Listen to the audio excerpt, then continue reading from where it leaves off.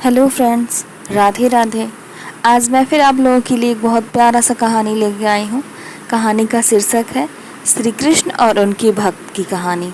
तो चलिए सुनते हैं। समुद्र किनारे एक गांव में कृष्णाबाई नाम की एक बूढ़ी माता रहती थी।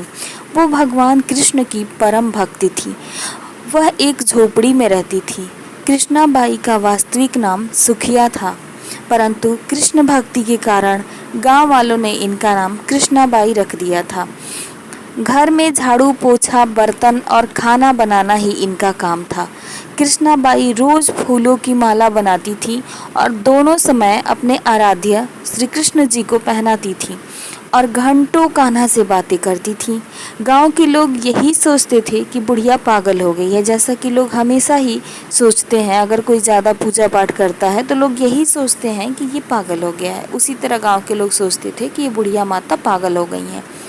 एक रात श्री कृष्ण जी ने अपनी भक्त कृष्णाबाई से ये कहा कि कल बहुत बड़ा भूचाल आने वाला है, तुम ये गांव छोड़कर दूसरे गांव में चली जाना।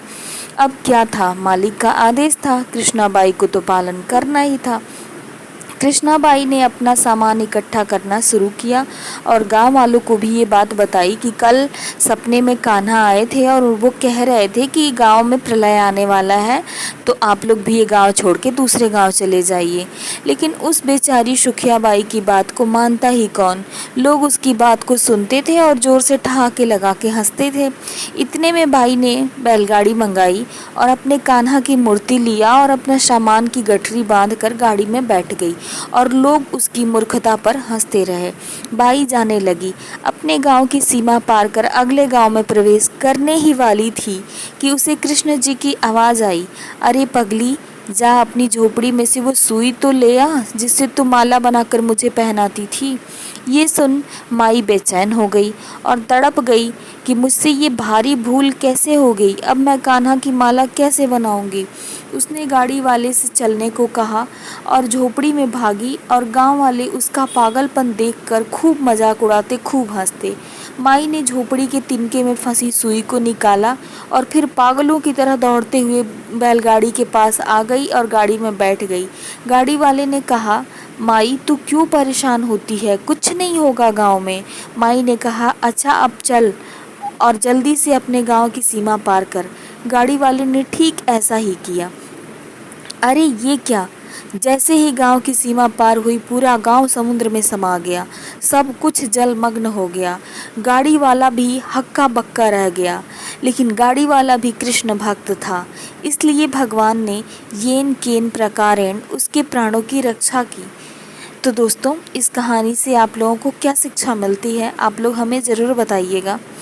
इस कहानी से हमें ये शिक्षा मिलती है कि जब भगवान ने अपने भक्त की एक सुई तक की रक्षा करी, तो भक्त की रक्षा तो वो ज़रूर ही करेंगे। इसीलिए हमें कभी भगवान की रक्षा पे संदेह नहीं करना चाहिए, क्योंकि भगवान अपने भक्तों की रक्षा सदैव ही किया करते हैं। इसीलिए तो कहा जाता है कि भरी बदरिया पाँव की बरसन लगे अगार, संत न होते जगत में तो जल जाता संसार। तो कृष्ण भक्त सुखियाबाई की कहानी आप लोगों को कैसी लगी, आप लोग हमें कमेंट बॉक्स में ज़रूर बताइएगा। और इसी तरह अच्छी अच्छी कहानियाँ सुनने के लिए आप हमारे चैनल को सब्सक्राइब कर लीजिएगा। प्लीज़ आप हमारे चैनल को लाइक एंड सब्सक्राइब करिएगा और अपना ढेर सारा प्यार हमारे चैनल को दीजिएगा। और हम डेली आप लोगों के लिए ऐसी अच्छी अच्छी कहानियाँ लेके आते रहेंगे और आप लोग ऐसे ही हमारा साथ देते रहिएगा।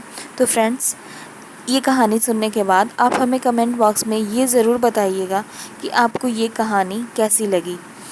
तो चलिए आज की कहानी को यहीं पे समाप्त करते हैं और कल हम आप लोगों के लिए फिर से नई कहानी लेके आएंगे। तब तक आप लोग हमें कमेंट बॉक्स में बताइएगा कि ये कहानी आपको कैसी लगी और आपको मेरी कहानी में क्या कमी लगती है, आप ये भी बताइएगा, हम उसको सुधार करेंगे। राधे राधे।